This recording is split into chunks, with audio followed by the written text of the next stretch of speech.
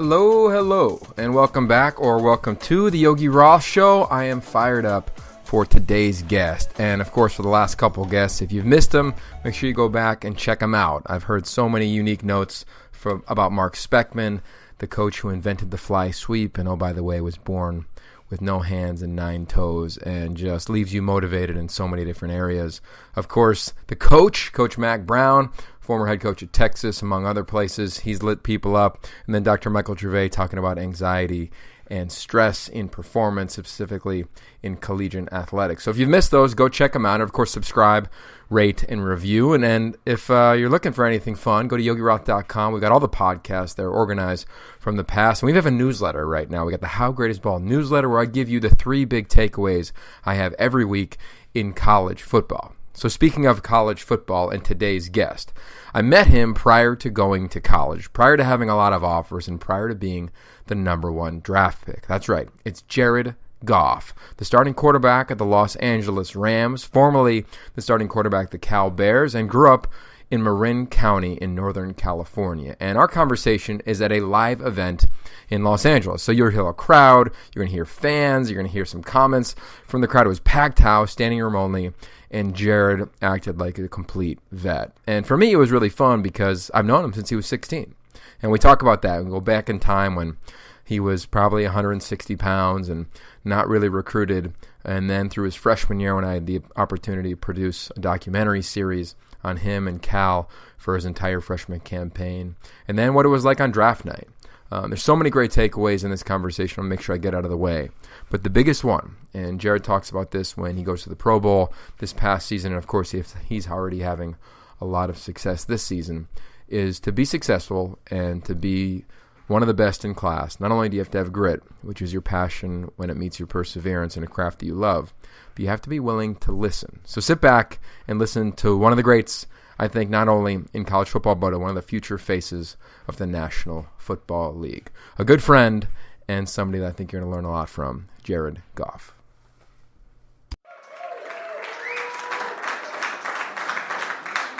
Well, thank you all for coming. Of course, Jared, it's great to see you again. We saw each other a couple weeks ago at one of the top quarterback camps in the country, the Elite 11. But welcome to this event. I'm really excited to be around Jared. I've known him, as was referenced, since he was a teenager. But I thought the only appropriate way to start this, because we are in LA, and now we've got a new basketball player in LA, to talk to Jared about signing the petition of jumping on the bandwagon of the LA Lakers. Being a Warriors fan, like, yeah, you want to sign that? Go ahead. Sorry, can't do it. Warriors fan. Grew up in the Bay Area. I'm sure we'll talk about it. Yeah. A noted Warriors fan from way back in the day. I feel like you know. I've been a Warriors fan for a long time. People like to hate on me because they're, I know, thank you. I've been a Warriors fan since I was like 5, so I've, stuck with it. All right. Well, we love it. We welcome, of course, LeBron to town, but Jared was here first, right? I was. All right. What I love about tonight is at these events, a lot of times you get to come and meet athletes or entertainers or people that you already know. A lot of you don't know a lot of Jared Goff. Got to know you as a young man. And I'm curious, first and foremost, is it important for you to share who you are with fans in this community? Yeah, I think so. I think it's really cool. This is a special opportunity for me. And once again, thanks for having me. And it's exciting. I think I don't often get to be in this type of environment, this type of platform, and get to truly be open and, like I said, unfiltered, and get a chance to tell some stories and tell you guys, you local fans around here, and tell you guys about myself and about our football team, and a lot of, not about our football team, a lot of stuff that you guys would never hear in another setting. It'll be fun. All right, so on that note, I thought it was really interesting. I was preparing for this, looking up Jared online, trying to think of unique things I want to ask him, and I stumbled into YouTube, and of course find you pretending to be a quarterback as a transfer in Ventura College. Now, within that, what I thought was so amazing is that has over 6 million views along with Red Bull. Woo! You got no other... Hundreds, man. It's amazing if you haven't seen it yet. But the next closest clip of you is about 1.6 million. So people know you more as Dre Foe, the transfer than as Jared Goff, the right? I'm everywhere I go now. I'm not kidding you. I get that everywhere I go. Like, oh, I it's funny because I never expected it to be even close to that big. I kind of showed up that day and I was like, okay, this will be fun. Like, we'll shoot a prank and whatever. And it went fully viral for a few days, and I was, getting. I mean, I've never gotten a response like that from anything, like as far as like texts and tweets and everything, Instagram. People were loving it. It was fun. It was exciting. It was cool to get that response, and cool to know that maybe I have a little bit of an acting career in the future. It was fun though. It was really fun, and like I said, it was cool to get that response. That's perfect, because here we are in the Griffin Club, created by Merv Griffin way back in the day. But I want to go back in your life and where it began, because one thing, whether you talk to your coaches from Cal, high school, now with the Rams, consistently is the grit that you have. Grit, if you want to define this word, passion means perseverance. You have this fight to you that isn't necessarily seen when you walk into the room. Where did that generate for you? Man, I don't know. I think I've just always been someone who enjoys the challenge, enjoys being kind of down in the fight and having a chance to prove everyone wrong and being able to show some people that maybe they don't know what they're talking about, or maybe you have more in you than you think. And I mean, we'll get into it, but there's a lot of things that I've gone through that people may not know about and have made me stronger in who I am today. So I want to start there in high school. You're a talented quarterback, not one of the top quarterbacks in the country. Yeah. So I've heard already a few times tonight, why didn't you go to UCLA or USC? I said, because they didn't want me, so I didn't go there. They didn't want me, I had to go to Cal, sorry. So what was that like? I mean, to paint a picture, I host a show called The 11, which is American Idol for high school quarterbacks. We met Jared when you were maybe 170 pounds. Maybe. The windiest day we've had in our 20-year history. Yep. You've got your workout. Yep. And you had 3 offers at the time. Yeah, but just recently. Yeah, I was late to the kind of offer table. I was probably a top 30 guy at that point, maybe. And I had Cal as my first offer, and then I got Washington State and Boise State just right soon after. And like I said, I wanted to go to law school, but Cal was the only one who gave me a really chance. So I love Cal. But, yeah, it was a windy day up there in Oakland. That was the first day I met you, I'm sure. And I didn't win the Elite 11 deal that day. I won the MVP of the Nike thing the next day, which was somewhat validating because the day before I was like, man, I had to have won this. Like, I thought I was the best guy out there. Didn't get it. And then came back the next day, the following day, and it was a similar deal, but it was a Nike camp, and won the MVP that day. And, like I said, somewhat validating.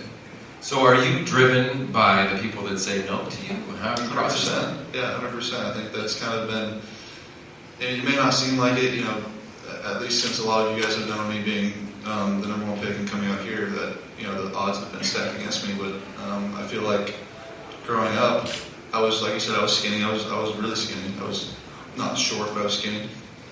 Dealt with that and had to, put on some weight, and was never a highly touted recruit.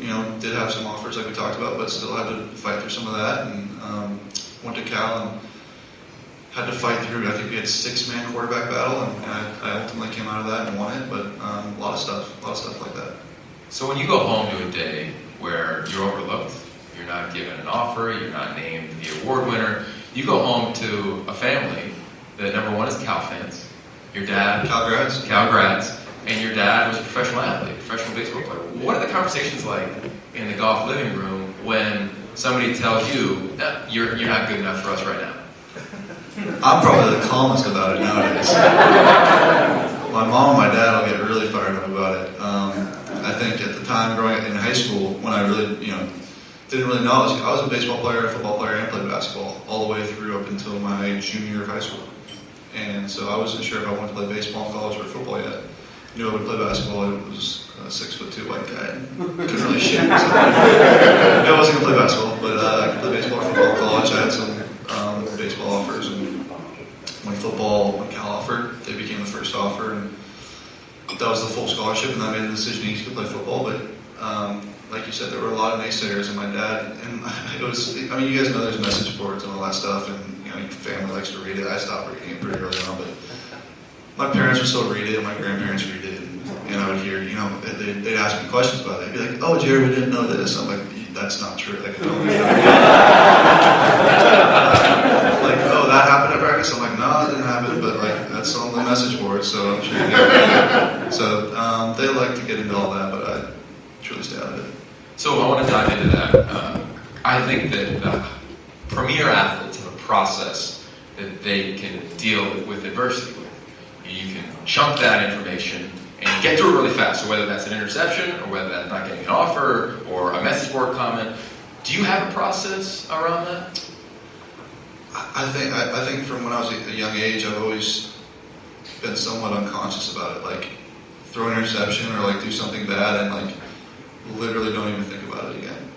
And try to treat a touchdown or a good play the same way, because I think that's the best way to play quarterback. But I don't know where it came from. Probably from somewhere my dad did, raising me in through sports, my parents. But always kind of had that all the way since high school, that since I can remember, where something goes bad, I'm able to forget about it really early and let it go. And I also like to think about what we've talked about as the pace, the performance after critical error is what it's called. And I've kind of carried that with me for a long time, as far as if something were to go bad, how bad can it truly get and you can still be good? How many interceptions in a row can I throw and still come back and throw a touchdown? And I think that's where you're truly judged. So if you go to Jared's freshman year, I was able to produce a documentary series called The Drive on the Pac-12 Network, so you can check it out now. And what's beautiful about that series is that we follow you from the day you get there through the quarterback battle with names like Austin Hinder, none of you may know, but one of your close friends, Zach Klein, who was one of the top quarterbacks in the country. And here's this maybe 175 pounds. I was 180 pounds my freshman year of college. Okay, playing major college football. And we were miking up the athletes. So I remember miking you up and listening to it and hearing the hits, let alone seeing the hits.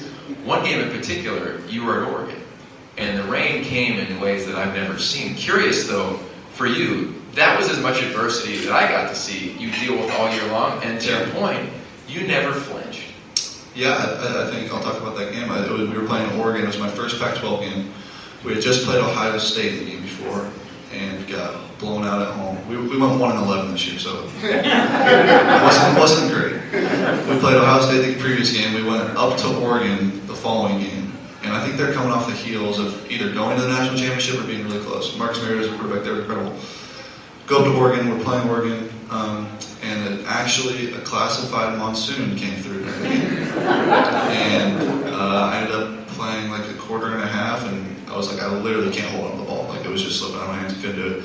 So it took me out. We lost by like 100, but that was irrelevant. It was a good moment for me to be like, all right, like here's another chance for me to really prove what I'm about. This is a chance for me to really show my worth and really, like I talked about, if I can come back from this, how much worse can it get? And that's kind of the mentality I take into those situations is, if I can show my teammates and my coaches and everyone in the building that this doesn't affect me, then I've got it. Then I'm good. And then from then on out, I've kind of always carried that mentality. And that mentality, a lot of us in the room get to see you play out in the NFL the last 2 years. But I want to go back to your freshman year, the final game. You played Stanford, and I would guess that no one in this room knows the story about how you really got hurt in that game. And we had it wired for sound; and could hear it literally happening. Yeah. Can you share that? Sure. So again, we were 1-10 at this point. This is the last game of the season. Stanford's on their way to like their second Rose Bowl in a row. I think they're 9-2 or 9-1, 10-1, and we couldn't have been any more underdogs. I'm sure we were 40-point dogs in that game or something. So we actually came out and scored on the first drive. So it was like 7-0 quick, and I think they scored it right back. Ty Montgomery, I don't know if you guys know him. He plays for the Packers. He had 4 touchdowns in the first half. So that's they ended up beating us by a lot. But what Yogi's talking about is I remember I was rolling out. I was scrambling a little bit. Shane Scove, who ended up playing for the 49ers for a little bit, was a big time linebacker at Stanford, and I remember vividly like the thought, like, all right, I'm going to throw this ball to this guy, and he's about to hit me, and I was like, I can either kind of throw it and dive a little bit, or I'm just going to like eat this. And I remember being like, well, it's the last game of the year, might as well just eat it. And so, sure enough, I throw it, he hits me, separated my shoulder. Grade 1 separation at the time. So I don't know if you guys know anything about it. There's grade 1, 2, 3, 4, and 4 is like really bad. Grade 1, which is slight, it's an AC joint separation right here in my throwing arm. So took the hit, kind of felt a little funky, went to the sidelines and threw it around. I'm sure you guys have the audio, but threw it around a little bit and was like, all right, like, again, this is the last game. I might as well just go for it. Like, I've got nothing to lose at this point. They're asking me if I can play, and we're down by like, I think 30 at this point. I'm like, again, I've got nothing to lose. Might as well just go back out there. So, 185 pounds, go back out there. And probably 2 series later, Shanskov comes right up the middle, hits me. I threw it though. Funny story about the pass. I threw the pass. He catches it. He goes like 60 yards. It ended up breaking the single season record for yardage on that last play. I landed like this on my elbow a little bit, and my shoulder went to a grade 3 separation right there. And the worst pain I've ever felt in my life still. And I'm sure the audio was like terrifying because I was just screaming on the ground, just screaming. And ended up coming out of the game. Went to take an X-ray, grade 3, whatever. Put me in a sling. About a week later, I had surgery on it. Again, it was in the season, so I was like, all right, whatever. Got like 4 months to recover. Did the rehab, and I've been good since. But yeah, it was definitely a learning moment. And do I wish I would have done it differently? I don't think so. I think I would have done the same thing. I think it was me kind of, again, trying to show what I'm made of, and only having one mindset about it. I think, like I talked about, I can go back and forth on it, but how bad can it get? I can really come back and keep going, and that was part of that as well. Yeah. Feel free to give a round of applause. No.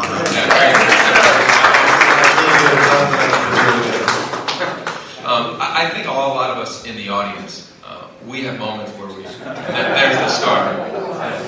So you can imagine the audio of that. It's intense. But I think all of us in the audience, we can relate to moments when we feel as though we've arrived, whether it's in our jobs, in our families. We get to a certain level. I'm curious for you. You start as a freshman every game. You go 1-11, get banged up. I believe you missed spring ball. But is there a point in your collegiate career where you say, I'm an NFL quarterback? Or was that something that you had in your mind when you were much younger? I think I always knew I could play professionally. I think I always wanted to. I don't think I always knew. I always wanted to. And I think when I got to college, when I got the Division I scholarship offer, I was like, okay, now this is like a really a chance to actually make that dream come true.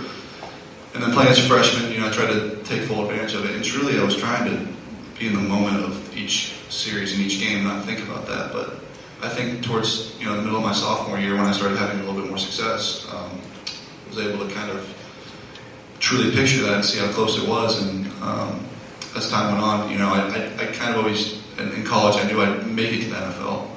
I didn't know I'd be a starter. I didn't know I'd be successful. I didn't know how long I'd be in the NFL, but I had a pretty good idea I could do it. Everything's come along with it at this point. I don't think I could have expected, but was always confident in myself. Yeah, there's a story about you that goes something like this. You're walking on college campus at Cal, prepping for your pro day. You're about to be an extremely high draft pick, don't know where you're going to be picked at the time. And a random passerby comes up to you and says, oh my God, you're Jared Goff. Oh my God, people must love you around here. You're the quarterback, right? And the story says that you said, I'm just a student here at Cal. And that individual was a scout in the National Football League. Curious if that's accurate, and what do you attribute that to? Because there are not a lot of... But yeah, I'm sure that happened because that's how I normally went. Where's that come from? I mean, all of us, if we were projected as a top 10 draft pick, you were kind of a top 2, would say, yeah, you're right, man. I want to take a picture, especially in this era. And you do the exact opposite. Yeah, I think I was uncomfortable with like the celebrity of it at that time. I think I really truly didn't know I was going to leave my junior year until about halfway through that year, so it all happened really quickly for me. And going from not knowing I'm going to leave to 6 months later you're going to be the number 1 pick, and like that really happened really quickly. And as time's gone on, I've been able to get more comfortable with that reality. But at that time, I was like, no, just leave me alone. Like, I'm just like you and me, and still feel that way. But there are times where you have to embrace, being the role model and being the, kind of face of a franchise at this point. And some of that stuff it goes along with it. But at that time, no, I was still very naive to it. I was like, nah, that's not me. You must be thinking of somebody else. Your stage began at a high school where you were extremely successful. Then it goes to Cal, where you take a team eventually to a bowl game. And then all of a sudden, the world is coming to watch you work out. I'm curious if you can paint a picture of your mind when all of a sudden your name gets called, the NFL draft, and you're walking across the stage. Yeah, I blacked out. I don't remember much of it. I remember my name getting called. Well, I'll go through the whole story. I remember going to the Rams facility, doing the visit with them, and kind of coming away with the notion that I was going to be picked by them. Still didn't know for sure. I mean, anything can happen leading up to the draft, but coming away with that idea and sitting in the green room with my family, and I remember it was a really long day. It was like a miserably long day, and you finally get to the green room, and I'm sitting there, and as bad as it sounds, I'm like, man, I just sat down, now I'm gonna have to stand up and go away again. You know, like I was truly exhausted and wanted to like relax for a minute, but I remember getting a phone call from the Rams and talking to them and enjoying that with my family, and then sitting there and hearing Roger Goodell say my name, and walking down, grabbing the hat. I believe I said hi to Deion Sanders really quickly. I don't remember much of it. Walked out into the stage, waved a little bit, and took the jersey, and I don't remember anything I said to Roger Goodell, or what he had said to me. I'm sure he said congrats, and I said thank you, and that was really much it. But and then after that, people don't see you. You take your picture on stage, and you walk off, you probably do a quick interview on TV. And then I did media for like 4 hours. Just in the back, and ended up eating dinner at about midnight. But again, I sound like I'm complaining about it. It was an incredible night and an incredible experience, and something that I'll remember forever. And me and my family really enjoyed it. So when you get into your hotel room, hopefully it's sweet after being at that draft. Yeah. And everything goes quiet. You turn off the TV if it was even on. You put your phone on airplane mode. What's the first moment when you're just with yourself like? I didn't happen until I was in LA. I slept for an hour and got on a flight, because I told you, like, I ate dinner at midnight. And then went out and had fun with my friends and family until 3 in the morning, 4 in the morning. I had to leave the hotel at 6 a.m. to get to LA on what was like a 5-hour flight from Chicago. So I get to LA, again, I'm exhausted, like I'm so beat. I'm in LA, I land, they pick me up, and as soon as I step off the plane, it's Hard Knocks cameras, like, right there. I'm still wearing the clothes from the day before, so tired. I mean, I'm just exhausted, and cameras, I'm like, oh great, like, all right, get me in the car. I get in the car, there's GoPros everywhere. I'm talking to at the time our player development guy, and he's chatting with me, and I get to the hotel room, and I'm like, all right, finally, I'm gonna have like at least an hour, so just kind of take a deep breath and relax. He's like, all right, put your suit on, we'll see you in 20 minutes, you got your press conference. So then I went, put my suit on, came downstairs again, literally 20 minutes later, met all the coaches for the Rams, and 5 minutes later was on stage in a press conference in LA, talking about it with Coach Fisher and Les Snead. It was quick, and so I guess the time when I really was able to take it in was that night. We had dinner at the top of the hotel at Wolfgang Puck with my family, and I was in like my Ram stuff and like kind of looking out at LA, and I was like, holy smokes, like this is it, like it's like all the circus is kind of over, and I can kind of enjoy it now, and this is the city I'm gonna live in, and kind of started to take it all in right then. When you walk into a facility, much like as a freshman at Cal, you knew you were going to compete against. But you weren't the number one recruit in the country. Yeah. Now you're arguably the number one recruit in the country, as the top pick. What's it like? Like, are you trying to figure out how to operate, how to talk, who to be? Like, are you confident enough to be like, I'm just going to work? Like, what's your process? Yeah. It was definitely different. Like I talked about before, how being kind of somewhat of an underdog, or liking to put myself in that underdog mentality, I thought made me better. Being the first pick of the draft, you can't really think like that anymore. You have to kind of be in a different mentality. So it took me a little while to kind of find what is my edge going to be, and like what is this is going to drive me, this is going to make me, want to do the extra work and want to do this and that, because it truly took me, weeks to figure that out. And as time went on, I don't know if you guys know much about my rookie season, but that became that edge and that thing that I could fall back on as far as, this is what is going to drive me. And to go to your question, I think it was difficult at first to go from kind of, the skinny underdog kid, from Marin County who doesn't get recruited and all that, to now all of a sudden you're number one pick in LA, and it's like, all right, now you're no longer that. Like, you have to kind of find a different thing. It's one thing to ignore comments from grandma on the message boards. Your freshman year, your rookie year, you go 0-7. Yeah. And it's not easy. Yeah. You know, coaching staff gets let go. How did you deal with the amount of coverage that is in Los Angeles with the Rams coming back? Of course, it started with Hard Knocks, but by the time you're playing, it's a different type of coverage that just keeps coming. And NFL players have described it almost like a monsoon of it keeps coming. If you don't have a plan, it could bowl you over. Yeah. I think, I go back to what I was saying, like how bad can it get? And that got really bad. I mean, it was bad. It wasn't fun. We went 4-12. I was 0-7. Wasn't fun. We weren't playing well, but I never lost confidence in myself. I never got down on myself. Never thought this isn't going to work. Never was like, oh man, maybe this isn't for me. Maybe this is wrong. No, never thought that. Never went through my mind. Always knew I was going to make it work. And having the season at Cal that freshman year was definitely something to look back at. Like, man, if I could turn that around and come out of that alive, with this and everything that went on that season, this wasn't really that bad. I only played 7 games, and there was a lot of circumstances out of my control that went certain ways, and so I really never lost confidence. I always knew I could come out of the darkness and come out and be a better player, and ultimately. Throughout that next offseason, we had a lot of really good things happen with Coach McVay getting hired, and a lot of the players they brought in, and a lot of that stuff kind of came around me and was able to lift me up and make me a better player. When do you, as a rookie quarterback, or in your second year, when do you find your voice in a locker room at that position? I think it has to do with being prepared and not BSing anybody. I don't want to say the real word. Not BSing anybody. Because I think those guys see right through it. The veteran guys. If you're not prepared, first of all, everyone's going to know right away. You got no chance if you're not prepared. And if you're trying to be somebody you're not, they'll see right through that as well. So I think being authentic and being prepared, no matter how old you are, if you're 18 years old, if you're 15 years old, if you're 40 years old, people will respect you in the locker room and in the huddle and in the business and anything if you're prepared and authentic and you're yourself. And we all think of quarterbacks, I think generally, as the ones with all the command, right? How many Peyton Manning videos have we seen with him at the line of scrimmage, or the lore of a guy like him running the meetings? He has a style about him.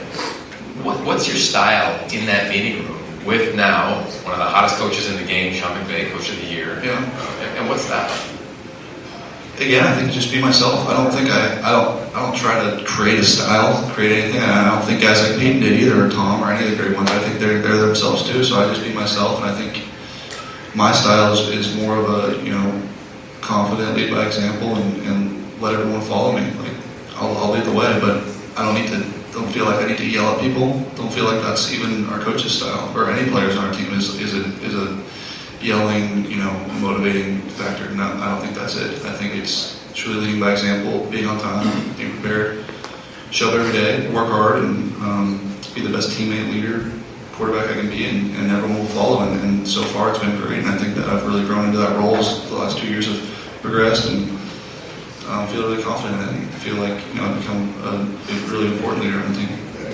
We've talked about a phrase, embracing the burden of influence, which is the quarterback position. How you play influences that entire building. What's your preparation like? I'm curious to know what the work is that you actually put into this in a game. Like the hourly? So Sundays we play, so take that out. Mondays, you can get in there whenever you want. I'm usually in there probably about 8 a.m. on Mondays, and we'll have a meeting probably about 10 a.m. And stick it around until maybe 2 o'clock, start on the next team. Tuesdays is the day off around the league. Most teams have Tuesdays off. We have Tuesdays off. So I go in, again, probably about 10 a.m. Probably get out of there about 2, another quick 4-hour day, but get some stuff done, get whatever you need done. Sometimes it's longer than that. Sometimes it's 5-6 hours, but it's whatever you need to get done. Wednesdays and Thursdays are the really long work days, so Wednesdays will be 5:30 till 7-ish. And then Thursdays will be about the same. And then Fridays is kind of like the let your mind recover day. You get in there at about 8 a.m., 7 a.m., and you stay till noon. Our philosophy is you get out of the building. Like, get out, enjoy your dinner, have dinner with whoever, enjoy your Friday night, and then Saturday I've got a walkthrough. And either we'll travel or we'll stay at home, go to the hotel. So there are some strenuous hours, but I think what I've really learned from my rookie year till now is you only need to do what you need to do. You don't need to try to invent some work for yourself that you don't need. If you're confident in yourself and confident in what you know, and you're watching what you need to know, and you're studying, and you're like, all right, I got it. Like, you studied for a test, and you're confident in that, and you don't need any more than that. You don't need to be in there 12 hours just to be in there 12 hours. Like, you truly let your work come to you and do it as you need. You went to Berkeley, as we've referenced, which means there's a lot of things that go on campus when you're there. Like regarding the globe. Like what? Yeah, like what? Exactly. Let's just say it isn't just all football on that campus. No, it's a lot. There's also a lot that goes on in the NFL. There's a lot of, whether it's racial tension, politically, taking a knee, you're the face of the franchise, number one draft pick. How do you look at things like that? And when a team may be looking at you now as a third-year player, how do you deal with that? Yeah, I think we did what a lot of teams did last year, and what we did last year is we held a team meeting about it. We said, what do we want to do? How do we want to handle it? And I'm sure we'll do that again this year. And I don't know what the results will be this year, but last year was unanimously no one really wanted to do anything, and that was just our team, and that was the players we had, and it was a meeting that we expected to last about 20 minutes. That lasted literally 2 minutes. Andrew Whitworth, who's kind of our elder captain, led the meeting and was like, all right, what do we want to do? And no one really wanted to do anything. So in that standpoint, we went with that. And this year it may be different. This year it may be the same. I don't know. But I think being a leader is so much more about listening than anything, and listening to your teammates and listening to what guys have to say. And in something like that, where a lot of guys feel probably a little bit more strongly than I would in certain ways, I'm going to listen and do what some guys want to do, and at the same time have my opinion on it. And all of our leaders will have their opinions, but by all means, everyone has their own thing, and do what you need to do. You're arguably one of the greatest leaders at your position, somebody who also rocks the same number, a guy you admired, Joe Montana. Have you been able to connect with him, and or now in the role that you have you connected with other people that have done amazing things in your sport and others, and been able to sit down and be like, okay, what's it like when all eyes are on you? Or how have you taken a team from struggle to championship aspirations for you guys right now? Yeah, I haven't actually met Joe yet. I'd love to meet him at some point. I actually haven't met him. I guess I can tell you, I haven't really had any conversations like that with anybody as far as that are, really big in a sports world or something that have led their team to something. I really haven't. I think something that was cool for me to see was I played against Tom Brady my rookie year and I played against Drew Brees my rookie year. Being able to see them work was mind-blowing. Like, I was this guy's age when they were my age, and growing up and seeing that and playing against them, it was like, holy smokes, it's like, this is unbelievable. So a year ago, Tom actually sent me his TB12 book and signed it and wrote good luck with everything, and that was kind of like, holy thing. Again, how cool is that? And so, I haven't had that conversation with anybody. I look forward to hopefully having a lot of them, anyone that's done that, but I haven't had a chance to. And I also think that some things I talk about with some people is that being the quarterback out here in today's day and age in LA with all the stuff that goes on social media and everything has truly never been navigated in today's day and age. Jim Everett and Vince Ferragamo were great, but there wasn't dealing with the same type of stuff. So there's a lot of stuff that I'm learning for myself that no one can teach me. That I have to figure out on my own, and currently am. But that's something that I would definitely look forward to talking to somebody about. When you look at the position of quarterback, what I love about you is 3 weeks ago you were talking to the top high school kids in the country, top college guys that came down as a guest at the Elite 11. The fraternity of that is what we all start to be at. Some of are the quarterbacks of our home or of our business. What makes it when you get to rub elbows with Brady, Breeze, etc., or kids that are 16 or 12 in the audience here and want to be in your shoes one day, what makes that so unique? And take us inside that fraternity that some of us without great right arms can't get in.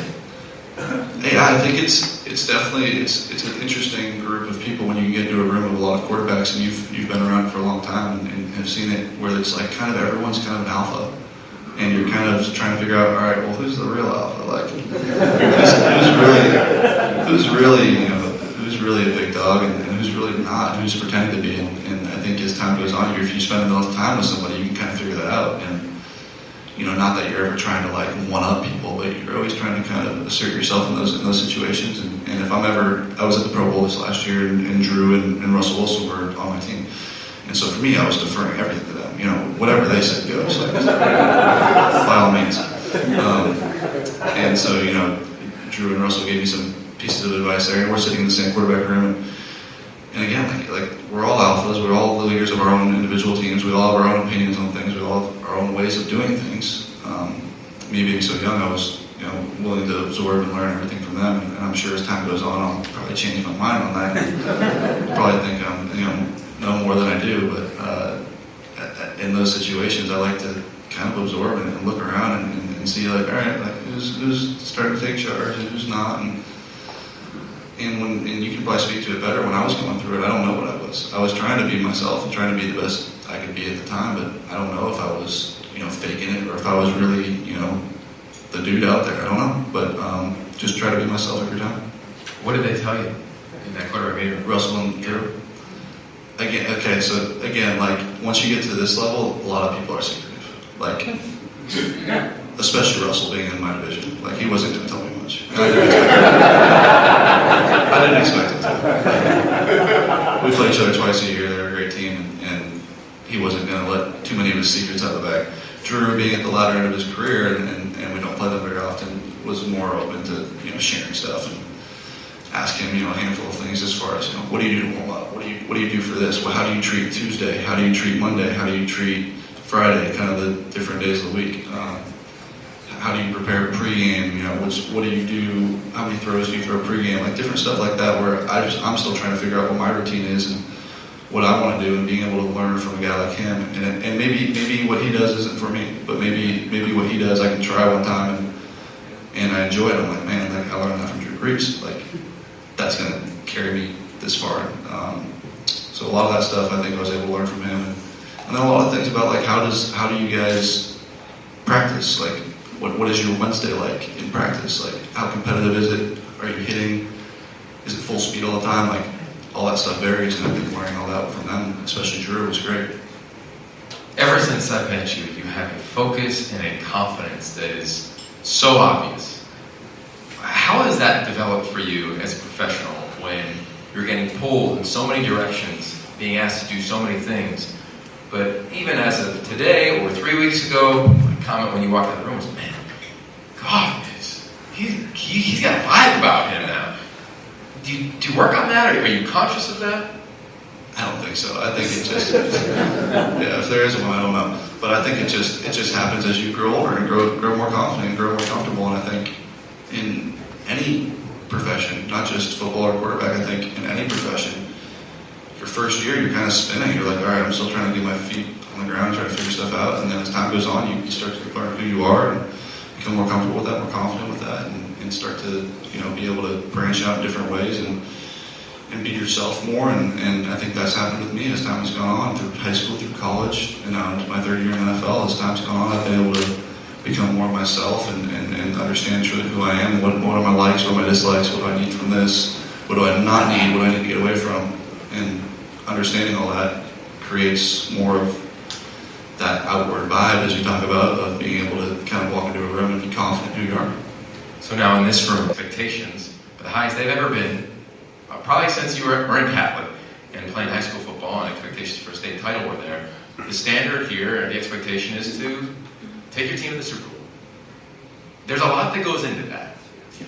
How do you, knowing what people say and hearing it, because now, as you referenced, it's a different era and you can get an alert. If you choose to look at alerts and know what people are saying about you. I've got no notifications. Smart guy. Listen to that. From ESPN and Bleacher Report, like all those, I see my friends get, I'm like, I don't have that. Like, I don't want to know. You don't want to know. But on a serious note, your training camp's about to start, and the standard's different. Do you feel that? Does the team feel that? Do you embrace that? Do you want that? Does it change how you approach a season, a training camp? I don't think it changes our approach at all. I think it changes maybe our overall satisfaction with things, but I don't think it changes our approach. I think our approach will remain the same from what we did last year, coming off of my rookie year, coming into last year, being able to have the success we had going into the playoffs. Coming into this year, we need to treat, and these are conversations I've had with players, coaches, everyone. We need to treat it just like we were bad last year, just like we didn't do well last year, and come into this season with that same mindset. And because if we don't, we'll get. You've seen it a million times. I mean, you've seen the teams that have had the type of buzz. I mean, we can't ignore it. We have buzz. I mean, we've made some additions. We've had a good year last year. We've got a guy named Aaron Donald, Todd Gurley, Ndamukong Suh. I mean, we have all these players. Peters. I mean, we keep going. There's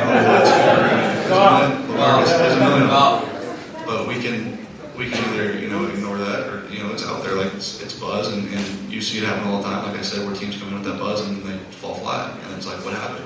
And you don't really know, but you assume it had to do with their preparation leading up to it. So I think our approach will always remain the same, but I think our level of satisfaction with things, as far as the way we practice and the way we do things daily, will turn up a little bit. Last two quick ones, and we're going to open up to the crowd. Curious what you stand for, and what you want for people to know about what Jared stands for.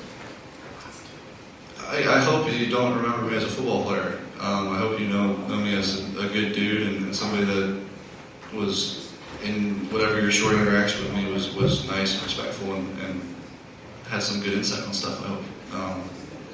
I think I'll play football for however long, and then that'll be over, and I'll have to figure out something else to do.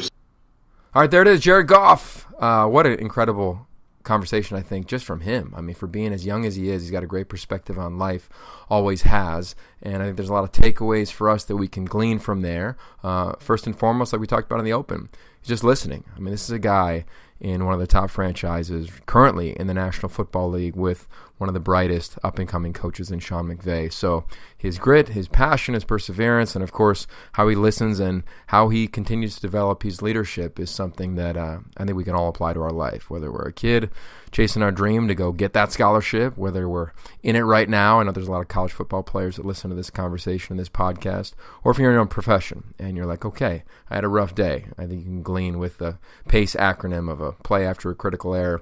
How do you bounce back? What is that like? Clearly, Jared has had to do that throughout his life. So there it is. Subscribe, rate, review, pass it on. For more conversations, hit me up at yogiroth.com and make sure you subscribe to the newsletter as we give you 3 things every week that I take away in major college football. All right, that's Jared Goff. I'm Yogi Roth. You know how we end this thing, that the only limits that we have in life are the ones we set ourselves. Peace.